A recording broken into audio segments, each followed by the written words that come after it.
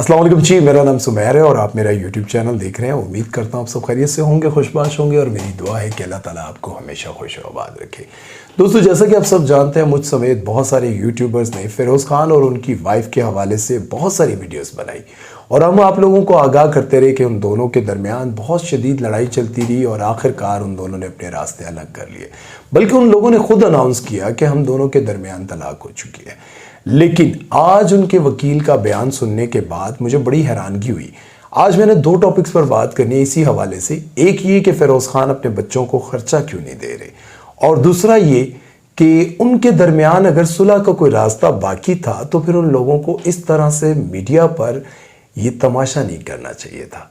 क्योंकि अगर आप लोगों के दरमियान सुलह का कोई रास्ता बाकी है और आप दोनों के दरमियान अभी शरई तौर पर आप रुजू कर सकते हैं, फिरोज़ खान रुजू कर सकते हैं या उनकी वाइफ उनके साथ सुलह कर सकती हैं, तो फिर सोशल मीडिया पर या फिर मीडिया पर लाकर इस केस को तमाशा नहीं बनाना चाहिए था। जैसे कि आप सब जानते हैं, उनकी एक्स वाइफ अलीज़ा शाह ने बहुत बार सोशल मीडिया पर पोस्ट लगाई कि फिरोज़ खान ने मेरे पे बहुत बार तशद्दुद किया, मेरे पर जिस तरह के वो तशद्दुद करते रहे उनकी उन्होंने वीडियोज़ और तस्वीरें भी शेयर की।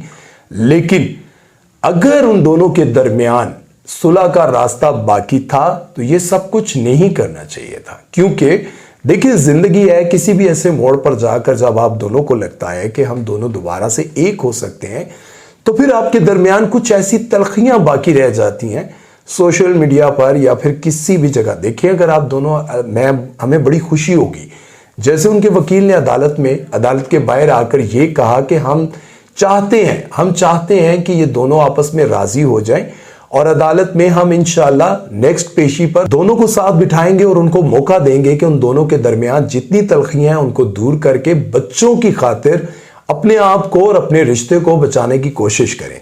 एक तो होगी ये बात कि उन्होंने ये कहा कि उन दोनों के दरमियान सुलह का रास्ता बाकी है, लेकिन आप बात कर लेते हैं इस पर कि वो कह रहे हैं कि उनके पास अभी पैसे नहीं है। अगर वो पैसे होते तो वो अपने बच्चों को जरूर खर्चा देते। अब यहां पर यह बात सोचने की है कि फिरोज़ खान इतने माड़े तो है नहीं कि अपने बच्चों को खर्चा नहीं दे रहे। अब वो खर्चा क्यों नहीं दे रहे, मैं ये समझता हूं क्योंकि मैंने अपनी लाइफ में ऐसे बहुत सारे केसेस देखे हैं। जब भी कभी कोई बीवी अपने शोहर पर ये इल्जामात लगाकर उसको नंगा करने की कोशिश करती है, पब्लिक में लेकर आती है कि इसने मेरे साथ ये सलूक किया है, तो वो भी इस जिद पर आ जाता है कि ठीक है, अब तुमने मुझसे मेरे बच्चे छीने हैं, अब तुमने मेरे साथ ये सलूक किया है, अब तुम मुझसे लेकर दिखाओ। अब आप सोचें, ये बात तो कंफर्म है।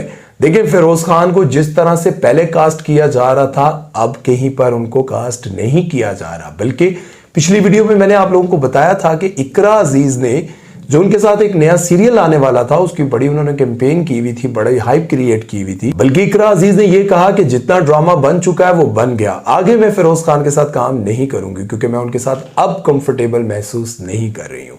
और इसी तरह से बहुत सारे डायरेक्टर्स हैं, मुझे समझ नहीं आती कि घरेलू लड़ाइयों के चक्कर में फिरोज़ खान को आप कास्ट क्यों नहीं कर रहे, या फिर जिन प्रोजेक्ट्स में वो काम कर रहे थे आप लोगों ने क्यों निकाल दिया उसको। मुझे तो ये समझ नहीं आती कि आखिर ये मीडिया का क्या किरदार है। मीडिया के डायरेक्टर्स, प्रोड्यूसर किस बिना पर लोगों को कास्ट करते हैं और किस बिना पर उनको फील्ड से निकालकर बाहर फेंक देते हैं। जैसे कि आप सबको पता है, मोहसिन अब्बास हैदर पर जब इल्जाम लगा तो उनको मुज़ाकरात से निकालकर बाहर फेंक दिया, जबकि मुज़ाकरात उनका वो प्रोग्राम था जिससे उनको बहुत शोहरत मिली।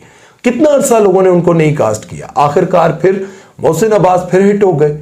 तो ये समझ नहीं आती कि घरेलू लड़ाइयों के चक्कर में आप दूसरों का रोजगार क्यों छीन लेते हैं भाई। पूरी दुनिया में मियां बीवी की न जाने कितनी लड़ाइयां होती हैं, क्या उन लड़ाइयों का ये मतलब बनता है कि आप एक मर्द से या फिर औरत से उसका रोजगार छीन लें। अब फिरोज़ खान को आप लोगों ने कास्ट करना छोड़ दिया है तो वो भी जाहिर है एक जिद पर आ गए हैं। मुझे जहां तक लगता है कि ठीक है, तुमने मुझे बदनाम किया, कर लो, अब मुझसे तुम पैसे निकलवा कर दिखाओ। मुझे यूं लगता है कि फिरोज़ खान अब इसी बात पर है कि मुझे मेरे बच्चों से मिलने दो टाइम पर, मैं अपने बच्चों को देख सकूं, अपने बच्चों से मिल सकूं। आप लोगों को याद होगा, फिरोज़ खान जब अपने बच्चे के साथ अदालत में मिल रहे थे और उसके बाद वो अपने बेटे को मां के साथ जाने के लिए कह रहे थे, तो वो बच्चा रो रहा था कि मैंने अपने पापा के साथ जाना है, अपने पापा के साथ जाना है। तो यहां से ये बात साबित होती है कि जिस तरह फिरोज़ खान अपने बच्चों के लिए तड़प रहे होंगे, उसी तरह वो बच्चे भी तड़प रहे थे। वरना आप सोचें कि देखें, बच्चे हमेशा माँ के पास जाते हैं, माँ के साथ खुश रहते हैं, लेकिन यहां पर देखने का हमें कुछ और ही सीन मिला कि वो बच्चा रो रहा था कि मैंने पापा के साथ जाना है। इससे मुझे ये बात समझ में आती है कि फिरोज खान के पास पैसे तो होंगे, लेकिन जब वो अपने बच्चों की जुदाई में तड़प रहे हैं, इसी वजह से वो उनकी मां को वो खर्चा नहीं दे रहे और वो भी यही चाह रहे होंगे कि हमारे दरमियान सुलह हो जाए। देखिए, ये मैं आपको समझा रहा हूं ये बात कि जब भी आपकी कभी आपस में लड़ाई झगड़ा हो या फिर आप एक दूसरे के साथ ना रहना चाहें, तो याद रखें, एक दूसरे का तमाशा ना बनाएं। जब आप एक दूसरे का तमाशा बनाएंगे, आप एक हो भी जाएं, तो याद रखें कि वो रिश्तों के बीच जो दरारें आ जाती हैं ना, जो तलखियां आ जाती हैं, वो कभी नहीं भूलती। उनको भुलाने के लिए बहुत बड़ा दिल चाहिए होता है, और ऐसा दिल शायद इंसानों में नहीं होता।